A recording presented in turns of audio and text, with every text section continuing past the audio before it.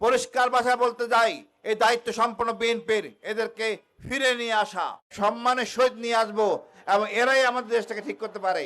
আজকে যদি এরা থাকতো, এত অপশাসন হইতো না, এত অপশাসন হইতো না, লুটপাট হইতো না। লজ্জা লাগে এক মন্ত্রী তার নিজের ছেলে মেয়ের নামে ইউনিয়নের নাম রাখে।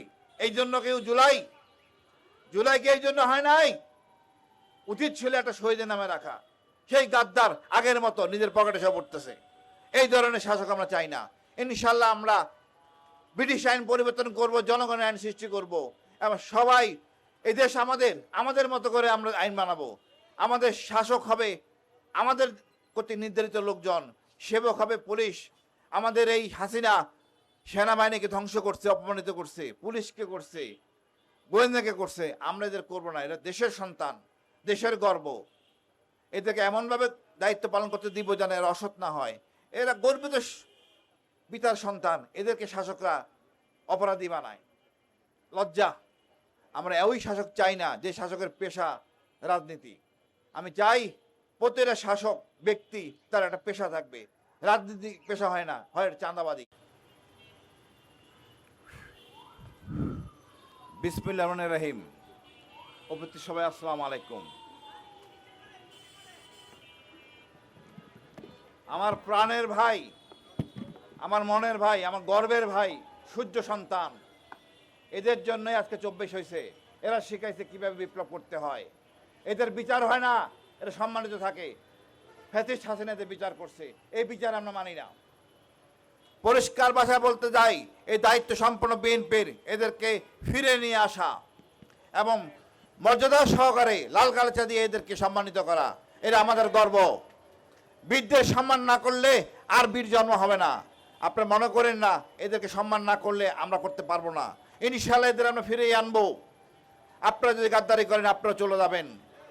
আমি এদেরকে সম্মান করি, আজীবন করবে, এটা আমাদের গর্ব। সূর্য সন্তান। আমি আবারও বলি, কত বড় শাসক, ফ্যাসিস্ট, একটা দুর্ভিক্ষ, লুটপাট, চুরি চামারি সব করছে এই শেখ মুজিব, যার জন্য আমরা এত নির্যাতন নিপীড়িত হয়েছি।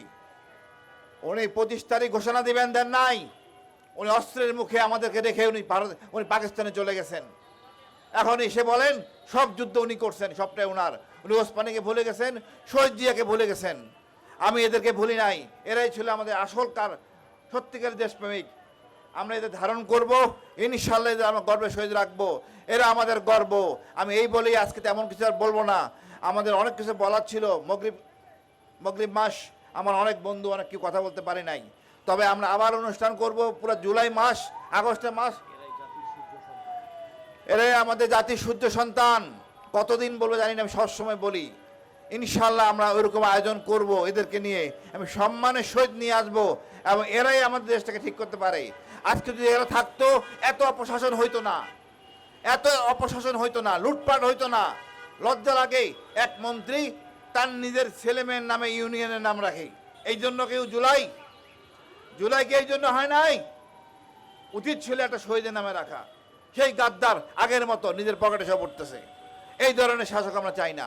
ইনশাল্লাহ আমরা ব্রিটিশ আইন পরিবর্তন করব, জনগণের আইন সৃষ্টি করব এবং সবাই এই দেশ আমাদের মতো করে আমরা আইন বানাবো। আমাদের শাসক হবে আমাদের কর্তৃক নির্ধারিত লোকজন, সেবক হবে পুলিশ। আমাদের এই হাসিনা সেনাবাহিনীকে ধ্বংস করছে, অপমানিত করছে, পুলিশকে করছে, গোয়েন্দাকে করছে। আমরা এদের করবো না। এরা দেশের সন্তান, দেশের গর্ব। এদেরকে এমনভাবে দায়িত্ব পালন করতে দিব যেন এরা অসৎ না হয়। এরা গর্বিত পিতার সন্তান, এদেরকে শাসকরা অপরাধী বানায়। লজ্জা। আমরা ওই শাসক চাই না যে শাসকের পেশা রাজনীতি। আমি চাই প্রতিটা শাসক ব্যক্তি তার একটা পেশা থাকবে।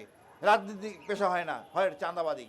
আমি সবাইকে বলবো আমাদের এই বিপ্লবী ভাইদের ভালোবাসবেন, দোয়া করবেন। ইনশাল্লাহ এদেরকে আমি ফিরে আনবো। আপনাদের কাছে অশেষ ধন্যবাদ। এই কষ্ট করে তখন ছিলেন এবং দীর্ঘজীবী হোক বাংলা আজাদ পার্টি বাংলাদেশ। আসসালামু আলাইকুম।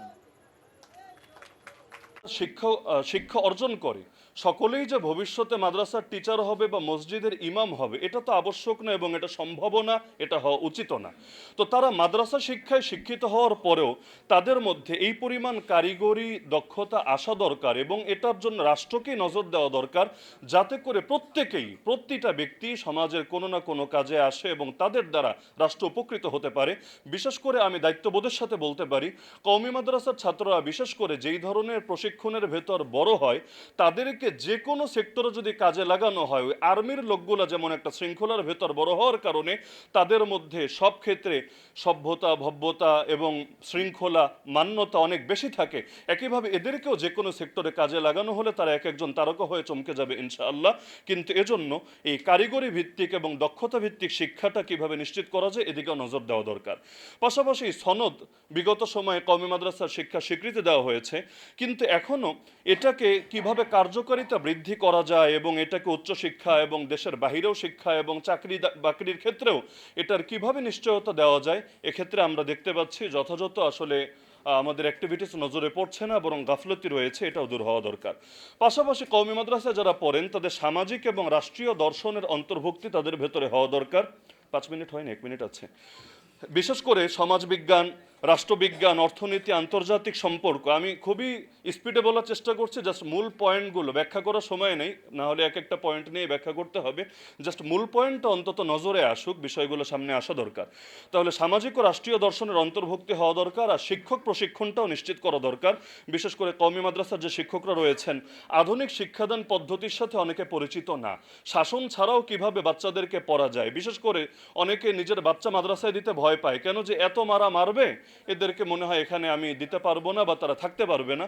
তা আধুনিক শিক্ষাদান পদ্ধতি, মনস্তত্ত্ব এবং তথ্য প্রযুক্তি বিষয়ক নিয়মিত প্রশিক্ষণ নিশ্চিত করা দরকার। পাশাপাশি একটা বিষয় আমি না বললেই না, চাইল্ড প্রোটেকশন পলিসি এবং অভিযোগ সেলটা নিশ্চিত করা দরকার। মাদ্রাসাগুলোতে বিশেষ করে গত 2-1 মাস ধরে পত্রপত্রিকায় প্রতিদিন বিভিন্ন এমন কিছু খবর আসছে যেটা আসলে আমি নামও মুখে নিতে লজ্জাবোধ করছি, কিন্তু এগুলো ব্যাপকভাবে ছড়িয়ে দেওয়া হচ্ছে। আমি মনে করি প্রতিটা মাদ্রাসায় যদি অভিযোগ সেল থাকতো, কমপ্লেন সেল, যেখানে শিক্ষার্থীরা কোনো ভয় ছাড়া, কোনো দ্বিধা সংকোচ ছাড়া নিজেদের যে কোনো পেরেশানির কথা, হয়রানির কথা সেখানে তারা জানাতে পারতো এবং যথাযথ কর্তৃপক্ষের মাধ্যমে এটার স্বাধীন তদন্ত হতো, ব্যবস্থা হতো, এটা আসলে এই দেশের জন্য অত্যন্ত কল্যাণকর হতো এবং আলেম সমাজের ইজ্জত রক্ষার জন্য এটা ব্যাপক ভূমিকা রাখতো। পাশাপাশি আধুনিক ব্যবস্থা, আবাসিক ব্যবস্থাটার একটু আধুনিকায়ন করা দরকার। আমাদের দেশে বিশেষ করে কওমি মাদ্রাসায় যে আবাসিক ব্যবস্থাটা প্রচলিত আছে, এটা যদি আধুনিকায়ন না করা হয় তাহলে সেই ক্ষেত্রে কিছু জটিলতা থাকবে। আর সর্বশেষ দুটো পয়েন্ট আমি বলে শেষ করছি। আমাদের মাদ্রাসাগুলোর নিজস্ব মিডিয়া এবং পিআর সেল থাকা দরকার। এখন হলুদ মিডিয়া যা মনে চায় তা ছড়িয়ে দিচ্ছে, আবার দেখা যায় 2 মাস পরে থুক্কু দিয়ে তারা তাদের মত পরিবর্তন করছে যে না আসলে এটা ভিত্তিহীন ছিল, এটা গুজব ছিল, কিন্তু মাঝখানে ইজ্জতের সর্বনাশ হয়ে যাচ্ছে।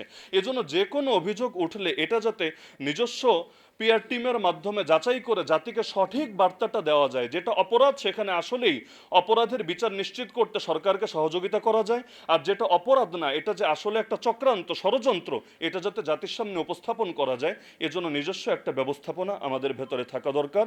আর সর্বশেষ হলো যে বছরে একটা দিন যদি এমন হতো যে একটা মাদ্রাসা দিবস, যেই দিনটা সকল ধারার মানুষরা একসাথে মিলবে, মিশবে এবং সকলে একটা স্রোতের সঙ্গে, কারণ এই দেশ সবাই মিলে গড়তে হবে, দেশটা কারো একার না, দেশটা সকলের। তাহলে এই জুলাইয়ের পরবর্তী বাংলাদেশে আমি কয়েকটা পয়েন্ট সামনে আনার চেষ্টা করলাম। আমি মনে করি এগুলো যদি নিশ্চিত করা হয়, বিশেষ করে কওমি